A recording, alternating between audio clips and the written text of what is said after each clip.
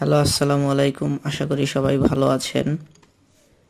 ষষ্ঠ শ্রেণীর গণিত, এটা হলো উইক 6 ম্যাথ অ্যাসাইনমেন্ট নাম্বার 3। পুরো ভিডিও জুড়ে আমি আছি মোহাম্মদ রফিকুল ইসলাম। তো চলুন প্রথমেই প্রশ্নটি দেখে নেওয়া যাক। তো প্রথমে যে প্রশ্নটি দেওয়া হয়েছে, প্রশ্নতে এখানে তিনটি প্রশ্ন আছে, প্রশ্ন 1, 2 এবং 3। তো একটি বীজগণিত, একটি জ্যামিতি এবং একটি পরিসংখ্যান থেকে দেওয়া হয়েছে। এটা নির্ধারিত কাজ 3, চতুর্থ অধ্যায়, সপ্তম অধ্যায় এবং অষ্টম অধ্যায়। তো প্রথমে আমরা প্রথম প্রশ্নটি দেখি। এখানে তিনটি রাশি দেওয়া হলো, তিনটি বীজগণিতীয় রাশি। এখন প্রথমে ক নাম্বারে বলেছে প্রথম রাশিটির পদ সংখ্যা কয়টি এবং কি কি। তো 1 নং প্রশ্নের উত্তরে ক নাম্বারে আমরা প্রথম রাশিটি দেখলাম 5x² - 2xy + 3y²। তা আমরা জানি একটি রাশির মধ্যে পদ আলাদা হয় যোগ এবং বিয়োগ চিহ্ন দ্বারা। তো এই বিয়োগ চিহ্ন এবং এই যোগ চিহ্ন দ্বারা এখানে তিনটি পদ পেলাম, 5x², 2xy আর 3y²। তাহলে এখানে রাশিটির পদ সংখ্যা 3টি, প্রথম রাশির পদ সংখ্যা 3টি। প্রথম পদ 5x², দ্বিতীয় পদ হচ্ছে -2xy, অনেকে মনের ভুলে মাইনাস দেয় না, কিন্তু -2xy, এবং তৃতীয় পদ 3y²। হয়ে গেল ক নাম্বার। এবার খ নাম্বার, রাশি তিনটির যোগফল নির্ণয় করো। তাহলে তিনটি রাশির যোগফল হবে প্রথম রাশি যোগ দ্বিতীয় রাশি যোগ তৃতীয় রাশি। আপনারা সবাই ব্র্যাকেট দিয়ে লিখবেন, কারণ এতে কি হয়, বিয়োগ করার সময় আর আলাদা নতুন নিয়ম আলোচনা করার প্রয়োজন হয় না। তো সেকেন্ড লাইনে আমরা ব্র্যাকেট তুলে দিব, প্রথম রাশি যা আছে তাই, দ্বিতীয় রাশি যা আছে তাই, তৃতীয় রাশিতে এসে বাইরে প্লাস এবং ভিতরে মাইনাস। এই প্লাসে মাইনাসে মাইনাস হবে, এই জন্য -y² + 5xy। এবার আমরা একটু সাজাবো, x² গুলো এক পাশে, 2xy গুলো মাঝে এবং y² গুলো শেষে। তাহলে 5x² প্লাস এই পাশ থেকে আসলে একটা x², -2xy -3xy আর প্লাস 5xy, আর y² বেলায় 3y² আর আছে -y²। এবার আমরা যদি সমাধান করি, 5x² আর একটা হচ্ছে একটা x², তা মোট হলো 6x²। -2xy -3xy, দুইটা মাইনাস হওয়ার কারণে এই দুইটাকে যোগ করেছি, -5xy আর +5xy রেখে দিলাম। 3y² -y² থাকলো 2y²। এবার এখানে +5xy -5xy যোগ বিয়োগ করলে হয় 0, 0 দেয়া লাগে না, যার কারণে আমাদের সঠিক উত্তর হলো 6x² + 2y²। তো আমাদের 1 নং এর ক খ হয়ে গেল। এবার আমরা গ নাম্বারে বলেছে x = 3 এবং y = 2 হলে প্রথম রাশি থেকে তৃতীয় রাশির বিয়োগফলের মান। তো প্রথমে আমরা বিয়োগফল বের করি, প্রথম রাশি থেকে তৃতীয় রাশির বিয়োগফল। তাহলে প্রথম রাশি বিয়োগ তৃতীয় রাশি। তো ব্র্যাকেট উঠিয়ে দিতে গেলে প্রথম রাশির পিছনে প্লাস আছে, এই কারণে y² পর্যন্ত কোনো চেঞ্জ হবে না, কিন্তু দ্বিতীয় রাশির আগে মাইনাস থাকায় চিহ্ন পরিবর্তন হয়ে যাবে, অর্থাৎ -y² হয়ে যাবে +y², আর +5xy হয়ে যাবে -5xy। এবারে আমরা x² এর সাথে আর কোনো x² না থাকায় প্রথমে 5x² থাকলো, -2xy আর -5xy দুইটা এক জাতীয় চিহ্ন হওয়ার কারণে যোগ হবে। তো 2xy আর 5xy হয়ে গেল -7xy, 3y² যোগ একটা y², তাহলে 3 আর 1 হয়ে গেল 4y²। তো আমরা বিয়োগফল পেয়ে গেলাম। এখন প্রশ্নে বলেছে x = 3 আর y = 2 হলে নির্ণেয় বিয়োগফলের মান। তো বিয়োগফলটা লিখে এবার আমরা মান বসাবো। 5 এই x এর জায়গায়, x এর মান হচ্ছে 3, তাহলে 3² -7xy -7, x হচ্ছে 3, y হচ্ছে 2, + 4y² + 4y হচ্ছে 2² তো নেক্সট লাইনে 5 গুণ 3² মানে 9, 7 3 2, 3 দুগুণে 6, 6 7 42 হয়ে গেল -42, প্লাস 4 × 2² মানে 4। নেক্সট লাইনে 5 আর 9 গুণ করলে 5 নং 45, এখানে হলো 45 -42, আর 4 4 হলো 16, 16।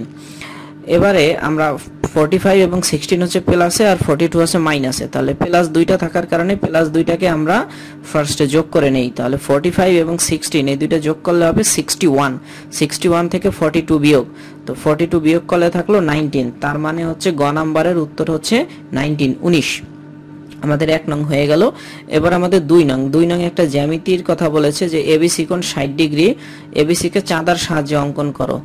তো অঙ্কনটা দেখানোর জন্য আসলে ভিডিও করার প্রয়োজন হচ্ছিল, কিন্তু এখানে আমি একটু বর্ণনা করে বুঝিয়ে দিব, তোমরা একটু মনোযোগ সহকারে শুনে সেইভাবে করে সমাধান করার চেষ্টা করবে। তো প্রথমেই লক্ষ্য করো চাঁদার সাহায্যে 60 ডিগ্রি করার জন্য আমাদের কি করতে হবে, প্রথমে নিচে এই রেখাটি টানবো। এই প্রথম বিন্দু হচ্ছে বি এবং পরেরটা হচ্ছে সি। এরপরে এটার উপর চাঁদা বসাবো, চাঁদার মাঝের ডট বসাবো বি এর উপরে আর 0 ডিগ্রি বসাবো সি এর উপরে। এবারে আমরা ডিগ্রি গুনে যাব 10, 20, 30, 40, 50, 60। যেখানে 60 ডিগ্রি হবে এখানে একটা আমরা বাহিরের দিকে একটা বিন্দু দিব। এরপরে উপরের এই বিন্দু আর নিচের বি এই দুইজনকে যোগ করে উপরে এই বিন্দুর নাম দিব এ। তাহলে এ বি সি কোণ, এখানে এ বি সি কোণই হবে 60 ডিগ্রি। এভাবে তোমরা চাঁদার সাহায্যে এঁকে দিতে পারবা। তো এটাকে অঙ্কনটাকে নেক্সট আমরা খ নাম্বার দেখব যে কোণ এবিসি কে সমদ্বিখণ্ডিত করো। এই কথার অর্থ হচ্ছে আমাদের যে এবিসি কোণ 60 ডিগ্রি এটাকে সমান 2 ভাগে বিভক্ত করব। তো সমান রুলার কম্পাসের সাহায্যে তো সমান 2 ভাগে বিভক্ত করার নিয়মটা বলতেছি। প্রথমে বি তে আমরা কম্পাসের কাটার অংশ রেখে যে কোনো ব্যাসার্ধ নিয়ে একটি বৃত্তচাপ আঁকবো। বৃত্তচাপ আঁকলে এটা নিচের বাহুকে ডি এবং উপরের বাহুকে ই বিন্দুতে ছেদ করবে। এবার ডি কে কেন্দ্র করে আনুমানিক এই দুইজনের অর্ধেকের বেশি ব্যাসার্ধ নিয়ে এই ডান দিকে একটি বৃত্তচাপ আঁকবো। এবার ওই একই পরিমাণ ব্যাসার্ধ নিয়ে ই কে কেন্দ্র করে ইর উপর কাঁটা রেখে এই দিকে আবার আরেকটি বৃত্তচাপ আঁকবো। তো বৃত্তচাপ দুইটি পরস্পর ও বিন্দুতে ছেদ করবে। এখন ও আর বি যোগ করব, তাহলে এই ও বি রেখা দ্বারাই এই এবিসি কোণটি সমান 2 ভাগে বিভক্ত হলো, যেখানে এক ভাগ হচ্ছে এবিও কোণ আর আরেক ভাগ হচ্ছে ও বি সি কোণ। এই হলো এবিসি কোণ সমদ্বিখণ্ডিত করার বিবরণ। এখন খ নাম্বারে কিন্তু কোনো বিবরণ চাইনি, শুধু চিত্র চেয়েছে। আমরা এবার গ নাম্বার দেখব এবং গ নাম্বারে আমরা চিহ্ন এবং বিবরণ সহ আমরা বর্ণনা দিব। তো এই চিত্রটা আমরা খ নাম্বার থেকে পেয়েছি, যে খ থেকে পাই এই হলো চিত্র। এবার অঙ্কনের বিবরণ, চিহ্ন এবং বিবরণ। তো চিহ্ন তো এখানেই দিলাম, এবার বিবরণ যে ক থেকে পাই এবিসি কোণ হচ্ছে 60 ডিগ্রি। তো বি কোণকে কেন্দ্র করে যে কোনো ব্যাসার্ধ নিয়ে একটি চাপ আঁকি যা এবিসি কোণকে নিচের দিকে ডি এবং উপরের দিকে ই বিন্দুতে ছেদ করে। এবার নিচের ডি কে কেন্দ্র করে ডি ও ই এর অর্ধেকের বেশি ব্যাসার্ধ নিয়ে এবিসি কোণের অভ্যন্তরে একটি বৃত্তচাপ আঁকি। এই গেল ডি কে কেন্দ্র করে। এবার ই বিন্দুকে কেন্দ্র করে ওই যে এর আগে যে ব্যাসার্ধ নিয়েছিলাম একই পরিমাণ ব্যাসার্ধ নিয়ে এই একই পাশে আরো একটি বৃত্তচাপ আঁকি যা আগের বৃত্তচাপকে ও বিন্দুতে ছেদ করে। এবার ওবি যোগ করি, তাহলে ওবি রেখা দ্বারা এবিসি কোণ সমদ্বিখণ্ডিত হলো। এবার আমাদের 2 নং প্রশ্নের উত্তরও হয়ে গেল। এবার আমরা 3 নং প্রশ্নে যাব। 3 নং এর ক নম্বরে বলেছে এখানে এলোমেলো উপাত্ত দেওয়া আছে 40 থেকে 60 পর্যন্ত, এদেরকে বিন্যস্ত করতে হবে। তাহলে বিন্যস্ত মানে ছোট থেকে বড় বা বড় থেকে ছোট আকারে লিখলেই হবে। তো সাজালাম 42, তারপরে 43, এরপরে 45 আছে 3 বার, 47 2 বার, 48 49 50 57 58 60, ছোট থেকে বড় আকারে সাজালাম, হয়ে গেল বিন্যস্ত করা। ক নাম্বার শেষ। খ নাম্বারে বলেছে উপাত্তের গড় নির্ণয় করো। তো আমরা জানি উপাত্তের গড়ের সূত্র হচ্ছে সংখ্যাগুলোর সমষ্টি ভাগ উপাত্তের সংখ্যা। তো এখানে যে সংখ্যাগুলো আছে প্রশ্নে যেভাবে আছে হুবহু প্রত্যেকের মাঝে যোগ চিহ্ন দিয়ে লিখলাম। আর এখানে উপাত্তের সংখ্যা গণনা করে দেখলাম 13টি, এই জন্য সংখ্যা 13 দিয়ে দিলাম। তো উপরে সবগুলোকে যোগ করে যোগফল হলো 636 আর ভাগ 13 দিয়ে ভাগ করার কারণে উত্তর আসলো 48.92, অর্থাৎ আমাদের নির্ণয় গড় 48.92 প্রায়। এ হচ্ছে খ নাম্বার হয়ে গেল। এবারে আমরা গ নাম্বার দেখব।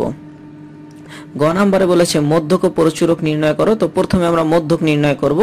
তো মধ্যক নির্ণয়ের জন্য আমাদের উপাত্তকে বিন্যস্ত করার দরকার হবে। তো আমরা ক থেকে পাই বিন্যস্ত করা উপাত্ত 42 43 45 3 বার, 47 2 বার, এরপর বাকি সংখ্যাগুলো একবার করে দিলাম। এখানে গণনা করে দেখলাম উপাত্তের সংখ্যা n সমান 13। তোমরা এখানে একটা ছোট করে n দিবা, n সমান 13 যা একটি বিজোড় সংখ্যা। তো বিজোড় সংখ্যার ক্ষেত্রে মধ্যক নির্ণয়ের সূত্র হচ্ছে n যোগ 1 ভাগ 2 এত তম পদ। এই তম পদ কিন্তু ইম্পর্টেন্ট, তম পদ কথাটি লিখতে হবে, এত তম পদ। তো আমরা একটু আগে বললাম যে n সমান 13, তাহলে n এর জায়গায় 13 বসালাম, 13 যোগ 1 ভাগ 2 তম পদ। তা 13 আর 1 যোগ করলে 14 ভাগ 2 তম পদ, ভাগ করলে 7 তম পদ।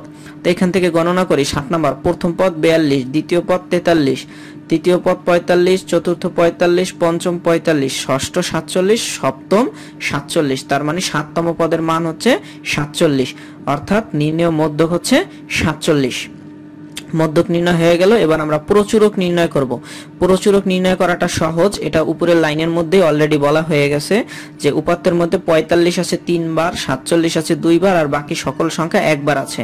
তো যেহেতু 45 সর্বাধিক বার আছে, সুতরাং নির্ণয় প্রচুরক 45। তাহলে আমাদের মধ্যক এবং প্রচুরক নির্ণয় করা হয়ে গেল। তো ভিডিওটি দেখার জন্য সবাইকে অসংখ্য ধন্যবাদ। পরবর্তী ভিডিও পাওয়ার জন্য অবশ্যই সাবস্ক্রাইব করে রাখবে। তো আজ এই পর্যন্তই থাকলো, সবার সুস্বাস্থ্য কামনা করছি।